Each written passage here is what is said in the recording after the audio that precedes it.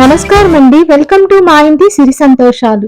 ఈ రోజు వీడియోలో పాతకాలపు పద్ధతిలో మాగాయ నిల్వ పచ్చడిని ఎలా చేయాలో చూద్దాము. చాలా రుచిగా ఉంటుందండి.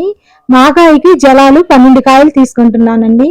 కాయల్ని 1 గంట నీళ్ళల్లో నానబెట్టి బాగా కడిగి క్లాత్తో తుడిచి తడి ఆరనివ్వాలి. తడి ఆరిన తర్వాత ఇలా చెక్కు తీసుకోవాలి. చెక్కు తీసుకున్న తర్వాత ఈ విధంగా ముక్కలుగా కట్ చేసుకోవాలి. మాగాయకి మామిడికాయలు ముఖ్యంగా పుల్లగా ఉండాలండి. ఊట బాగా ఉండాలి. ఊట లేకపోతే పచ్చడి బాగా రాదండి.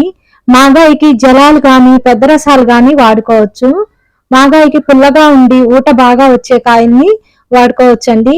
12 కాయల్ని మరి పెద్ద ముక్కలుగా కాకుండా చిన్న ముక్కలుగా కాకుండా మీడియం సైజులో కట్ చేసుకోవాలి.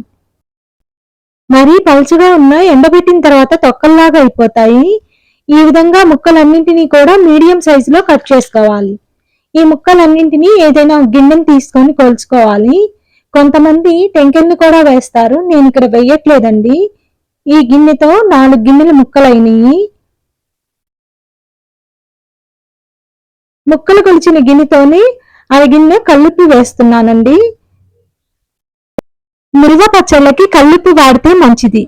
2 టీ స్పూన్ల పసుపు వేసుకోవాలి. ఉప్పు పసుపు వేసుకొని బాగా కలిసేలాగా కలుపుకోవాలండి. ఈ ముక్కల్ని 3 రోజుల పాటు ఊరనివ్వాలి. ఇక్కడ నేను 2 చిన్న డబ్బాల్లో పెడుతున్నాను. మీరు ముక్కలన్నింటినీ పెద్ద డబ్బాలోనైనా పెట్టుకోవచ్చు. మూత పెట్టేసి ముక్కల్ని 3 రోజుల పాటు ఊరనివ్వాలండి.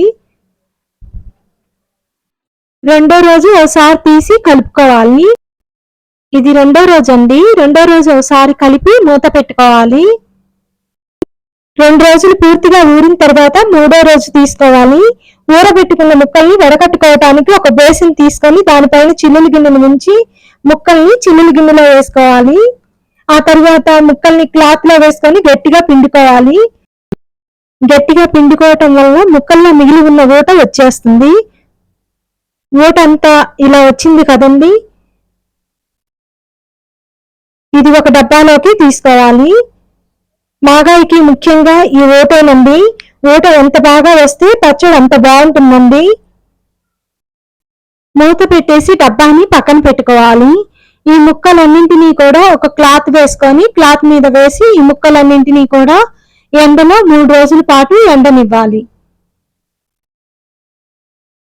మూడో రోజు అండి. ఎండిన ముక్కలన్నింటినీ కూడా ఒక బేసిన్లోకి తీసుకోవాలి. చక్కగా ఎండిపోయాయండి. ఊటని కూడా ఎండలో పెట్టేస్తే మనం పచ్చడిని కలుపుకునేసరికి 2-3 గంటలు ఊటని కూడా ఎండలో పెడితే సరిపోతుంది. ఊటని ఒకసారి స్ట్రైనర్లో వేసుకొని వడకట్టాలి. ఊటలో ముక్కలు కొలిచిన గిన్నెలోని 1/2 గిన్నె కారం వేసుకోవాలి.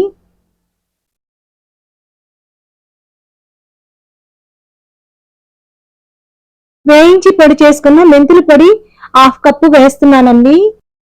అలాగే 1/3 కప్ ఆవు పిండిని ఆవాలని ఎండలో పెట్టి గ్రైండ్ చేశానండి. ఆవు పిండిని 1/3 కప్ వేస్తున్నానండి. ఆవు పిండి మెంతి పిండి కారం ఊటలో బాగా కలిసేలాగా కలుపుకోవాలి. ఈ ముక్కలు అన్నింటినీ కూడా కొంచెం కొంచెం వేసుకుంటూ ఈ పిండిని ముక్కలకి అంతా పట్టించుకోవాలి. అంతా బాగా కలిసేలాగా కలుపుకోవాలి. చూశారు కదండి, మాగాయ పచ్చడి రెడీ అయింది. మనం ఈ పచ్చడిని పోపు వేసుకొని జాడీలో నిల్వ చేసుకోవచ్చు, లేదా కొద్దిగా పచ్చడిని తీసుకొని పోపు పెట్టుకోవచ్చు. నేను కొద్దిగా పచ్చడిని తీసుకొని పోపు వేస్తున్నాను. స్టవ్ ఆన్ చేసి ప్యాన్ పెట్టి వేరుశనగ నూనె 4 టేబుల్ స్పూన్లు వేస్తున్నానండి.